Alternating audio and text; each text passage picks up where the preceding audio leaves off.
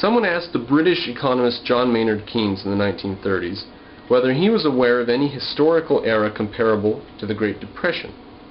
Yes, Keynes replied. Now, what do you think he's going to say? What historical era was comparable to the Great Depression? Keynes says, "It was called the Dark Ages, and it lasted 400 years. Now, we don't have to worry about the Great Depression having lasted 400 years, lasted 10 years. But Keynes was more right than he knew, because the Great Depression was imposed by government. And the Dark Ages were imposed by government, by culture, really, by religion, by if government is that which yields force in society, then the Dark Ages were imposed by government, by the church, by religion. So he's more right than he knows about that. Of course, we have to remember that at some point we had to come up with the theory of individual rights. We couldn't just go back to the Dark Ages and take government away, and there would flower and blossom freedom and rights.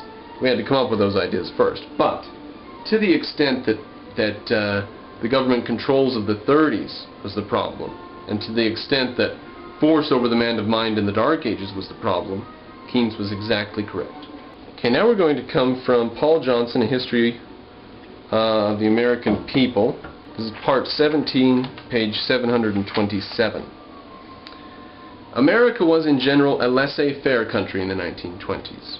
On the whole, businessmen were free to make their own arrangements, and workers were free to bargain for wages at the market rate.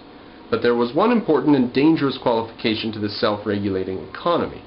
American industry was protected from foreign competition by high tariffs. The Republican presidents, Harding, Coolidge, and Hoover, did not resume and intensify the tentative attempts by Wilson to reduce tariffs and move closer to free trade. The Fordney-McCumber Tariff Act of 1922, and still more the Smoot-Hawley Act of 1930, which Hoover declined to veto, were devastating blows struck at world commerce, and so in the end at America's own. The fact is that America's presidents and the Republican congressional leaders failed to stand up to the National Federation of Manufacturers, the American Federation of Labor, and pressure groups formed by particular industries and local pressure from industrial states, and so pursue the philosophy of economic freedom which they claimed to hold. So it mentions there the different tariff acts which caused havoc, a devastating blow struck to world commerce. Not even mentioned in the causes of the Great Depression. All they mentioned in here was that industry had built too many factories, farmers were producing too much. That's all they mention in the statist propaganda. Okay, instead, during the 1920s, the United States, in conjunction with the British and other leading industrial and financial powers, tried to keep the world prosperous by deliberately inflating the money supply. This was something which had been made possible by the creation of the Federal Reserve Bank. Now we're going to learn here about the Federal Reserve Bank and stuff, but I want something to be understood. He's going to stress here with some statistics exactly how much the money supply inflated, even though the amount of actual dollar bills, physical dollar bills in reality in the economy didn't really go up in the 20s. The amount of money did because credit had expanded massively because of bank loans and stuff. Now, I want to stress that the 20s was an era where prosperity grew enormously. And it could have been the mechanization followed by a nice era. I mean, what could we have done with all of our wealth and stuff? What could we have done with our energy once everybody had cars and houses? Which is what was at the end of the 20s, supposedly. Everyone had a car and house and they quit buying them, supposedly. What we would do then is build highways to connect the towns together and stuff, and then start building houses for our children, and then, you know, all kinds of things you can do. You know, the world was not, we had not overproduced.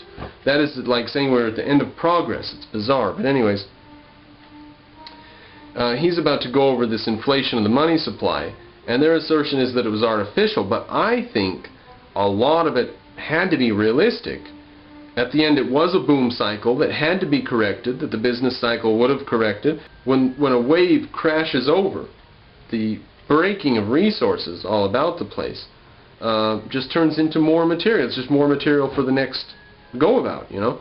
So it's no problem that there's going to be a wave break sometimes, and we see things like we see that the automobile and construction were a massive part of the economy. So that when the sales of automobiles slackened at some point, there was going to have to be something to take up that slackening. There's going to have to be something else we go into. It might even take a year or two to readjust. It might take a year or two, a dip for people who work, too many workers in this industry, move over to that industry. But that's America should be free to do that. We should be free to call upon our citizenry to go work in factories to give us some automobiles. We've found a way to make automobiles, and we want them, and we want as many as we can get as soon as possible. And then everyone's got a car. Now they're going to have to start replacing them, so it's not the end of the world. So there's something more going on than just that everybody got a car. Anyways, let's continue. Okay, this inflating of the money supply was something which had been made possible by the creation of the Federal Reserve Bank system, something which could be done secretly without legislative enactment or control. They could inflate the money supply without telling anyone, without the public knowing, or the business community caring. Although the amount of money in circulation remained stable, $3.68 billion in circulation at the beginning of the 1920s, and $3.64 billion in 1929, credit was expanded from $45 billion to $73 billion. So the amount of paper dollars in circulation went down by $200 million, whilst credit increased $30 billion. Now he asserts here that the White House, the Treasury under Andrew Mellon, Congress, federal banks, and so on, they all combined to inflate credit. He says, this would not have mattered if interest rates had been allowed to find their own level. That is, if manufacturers and farmers who borrowed money had paid interest at the rates that savers were prepared to lend it. But again, the same combination joined to keep interest rates artificially low. It was the stated policy of the Federal Reserve not only to, quote, enlarge credit resources, end quote, but to do so, quote, at rates of interest low enough to stimulate, protect, and prosper all kinds of legitimate businesses, end quote. So, you muddle around in the economy and you get your fingers burnt. I think we see, from what we've mentioned before, by the willingness when the president met with the leaders of industry, and their willingness to continue construction programs. Even the crash had happened, even though it had happened, still continue construction programs. Don't cut wages. Continue with planned raises in wages. I think that their willingness to go along with that is a hint at what else was going on in the economy, where big bankers at the top of big companies and stuff, you know, the president and Congress themselves want us to keep making loans. Who am I to stop it?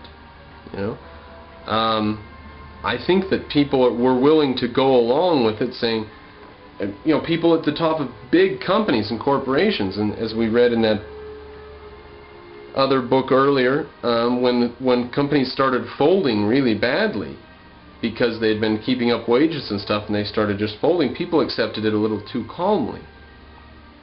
I think there's something to be said for that. Now, on page 730, we'll quote a bit here and we'll be done with this gentleman.